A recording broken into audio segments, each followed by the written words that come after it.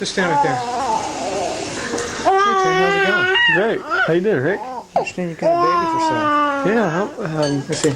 How much we want to pay? Hello. Good gums. Good gums. Good lungs. Teeth are in good shape. Yeah, very good lungs. I'll give you $750 for it. 750. Not a penny under 10 grand. 10 grand? Not a penny under. My friend, we're not only not in the same ballpark, we're not in the same game. Well, Let me tell you something. White kids these days, hey, they're a look. dime a dozen. Look, it's a good kid. You can hold it any way you want. Do anything you want with it. Smile all the time. Look, smile. Look at him smile. Perfect smile. Looks like an abused child. Well, he's not, Rick. You know, he's not abused at all. Okay, tell you what. I'll give you $1,500 for him. But I'm telling you, there are kids. I can go down the street and get a kid just like this for $1,500, $2,000. No, you go down the street, you find a Mexican kid for $1,500. Well, now let me tell you something. You go in my part of town, you find a white kid for 12 grand. I'm giving you a deal for 10. Let's see, let me back up just a second, just a little tiny bit. There you go, right there. Okay, look, I'll tell you something. Your kid's a little bit sad. I think you've been messing with the kid. Cries a lot. Okay, it's gonna make a lot of noise for me. I'm doing you a favor to take this kid off your hands for $2,500. 25. Now, let me tell you something. 750. 75. Tim, like I said, get in the game, man. Get in the game. Hey, I've already went down $500, all right? This is a sad baby. How am I gonna unload this kid? Well, Now, Tim, you know that you can't raise another kid. 12 kids is enough. You know, I know you got a good job. 14. Well, there you go. I didn't know about the twins.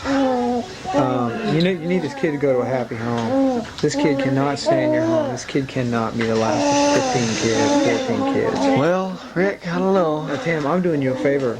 In fact, I think I'd be doing you a great service just to take this kid off your hands. Now, I'm gonna give you $4,000. Okay. I'll give you $4,000 for this kid. And it'll be done with. You can rest assured this kid's going to go to a good home.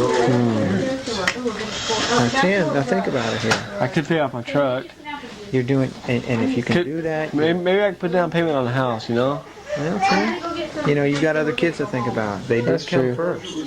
They did come first. You know, the kid's starting to quiet down a little bit. I think she's realizing that she might be able to go to a better home. It's he, Rick. He. That's right. He. Yeah. Remember you wanted a boy?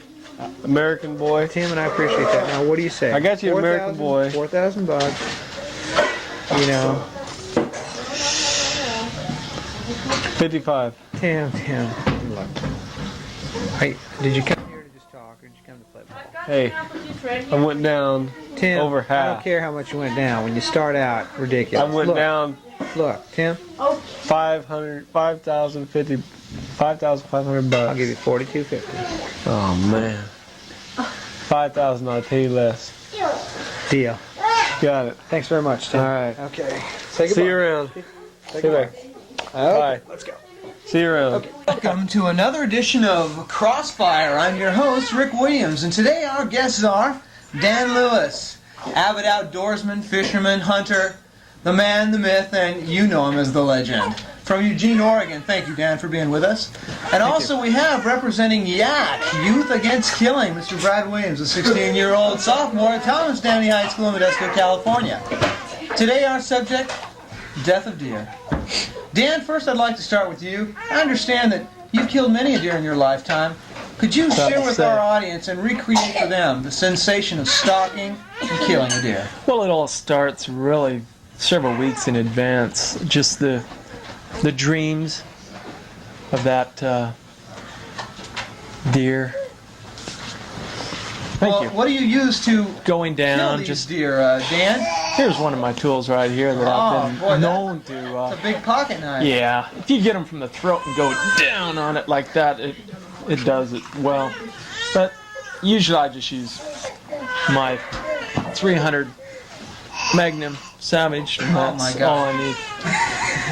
I've heard of this, but I don't use anything like this. I've heard of it working. I guess that'd be a pretty cruel way for a deer to go. Yeah, it would. Dan, can you recreate for our audience, the feeling? Is there a sense of triumph or conquest? What goes through your mind, and what emotions fill your body and your heart when you kill? It's the most euphoric feeling a person can ever really experience.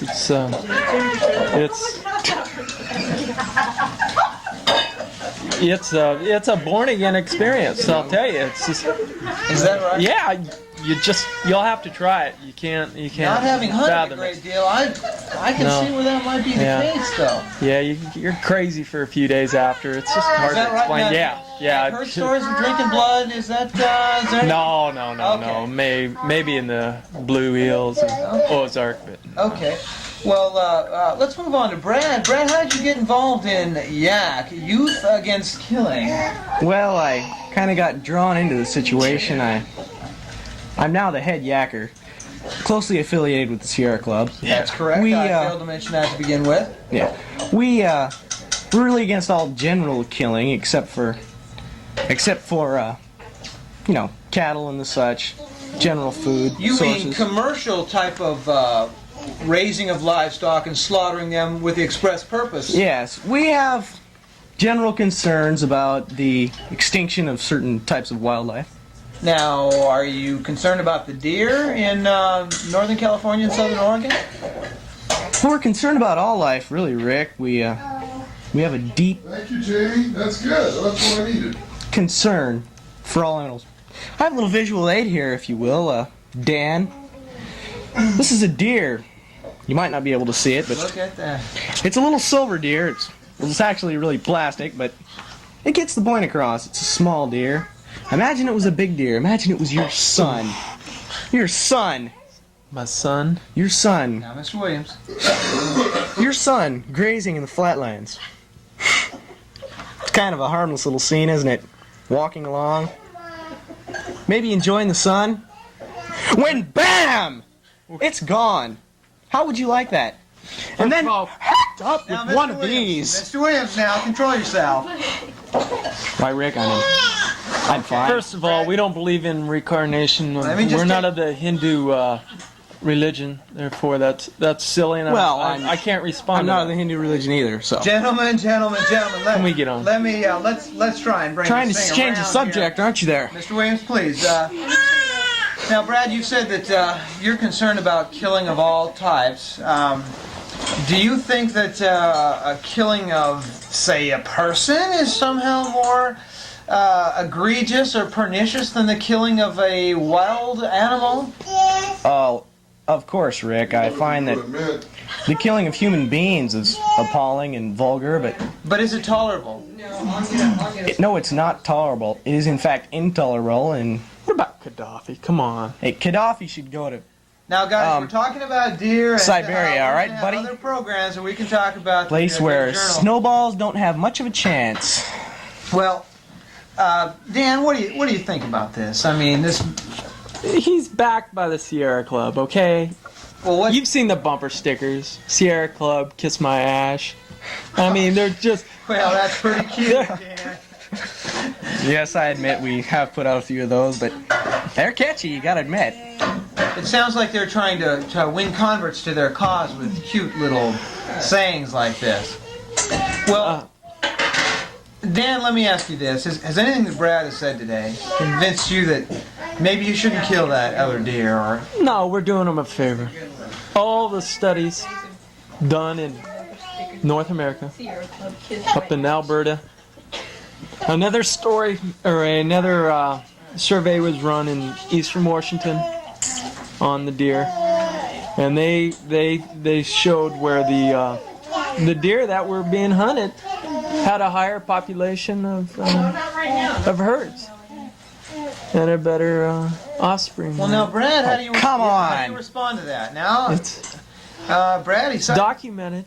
citing a study here. It seems to me like the Outdoor hunters life, like buddy. Dan are really doing the mountains and the forests and the meadows a favor by keeping them from being overstocked with this wildlife. Nipping that disease right in the bud. Nature will prevent it from being overstocked without the intervening of senseless human beings. Nature. Look what happened to the dinosaurs. Take a long look. Good point, Mr. Lewis. Look what's happening to the humans here, Mr. Lewis. You want to talk about overpopulation? Huh? Yeah, they're populating and they're being killed too. Same You know, illustration. let me state you a little fact here, buddy. Danny, whatever you want to call yourself. We have more humans living on this earth now than we ever have. That And there's have been more killing dead. going on too. Okay? Listen to me, bud. Well, gentlemen, it looks like our time is just about up. We've got about 30 seconds. Hey, this Dan. isn't fair, all right? Now, wait a second, Mr. Williams. If you want to syndicate your own program, you just go ahead. But when it's my think I program, we're calling the shots my way. Danny, 15 seconds. Where's my What would you say to somebody who's riding the fence? Kill Not kill. or not huh? kill? Oh. Just do it. Demolish. Now, see, that is sick. Brad, Destroy. Brad, Destroy. That is vulgar. Last comment, 15 seconds. Why shouldn't we hunt? Now we're running out of time here. Tell me something. Would you 10 want your seconds. grandma hunted down? Would you want your father hunted down like a senseless The animal? thrill of kill. I Can't asked you, compare the that. viewer. Yes, I do. Well, ladies and gentlemen, there you have it. We've got a couple of diverse views. It's not an easy topic, but I want you to know that Crossfire is going to bring you the controversial subjects that you, ladies and gentlemen, the interplay that you've just witnessed is one of the small examples that you can expect to see on this Williams holiday weekend. That's right. I'll be your host through most of this weekend. My name is Rick Williams. I'm the number 2 son in the Williams family. And while in many ways I'm considered the number 1 son, I nonetheless do not have the actual birthright to the family inheritance. That belongs to my older brother Bob, who you'll be meeting in a little while. What have you just seen? Seen a lot of fun, a lot of exchange of hard and strongly believed ideas here in this family. You think they made a bigger And we haven't really given you an introduction up until now, but what we're going to do, North thing? we're going to try to make sure that you, the concerned viewer, gets a chance to meet and greet everyone in the Williams family, to see something unique about their personality, about the various qualities that make up the person that they are, and the aggregate qualities that make up the Williams family. There's none other like it. Join me now. Who is this that we see? This is the woman chiefly responsible for the William clan. Each one of the children who was born and has taken the Williams name has been close to this woman, is the result of this woman's activity. Let's get an up close and personal view. As a result of this woman's activity. There she is. Look at that face. The face only a son could love. That's true. Mom, what do you want for Christmas? What do I want for Christmas? Well, I need some clothes real bad. What kind of clothes, Mom? What kind of clothes? Let's see. I need work clothes and Underwear! I need Who is that unsightly comment from? that unsightly. Let's take a look. Why, it's the torso of Mr. Williams. Let's go get a closer look. Let's see the Williams clan up close and personal. The Rick Williams holiday weekend way. Who is this man and why do we care? What is he doing? This man is cutting oranges. Dad, what do you want for Christmas? Oh, Rick, just having my family surround me with love is all that a father could ever ask for Christmas. Look at that. You can see, folks, that You he have means it. provided a Look good at this. portion, He means the it. presents back. Take the He presents means it. back. and I'm perfectly satisfied in the circumstances in which you find me at Yes, the present time. we told you that the Williams holiday weekend would be something special, and so far it has been.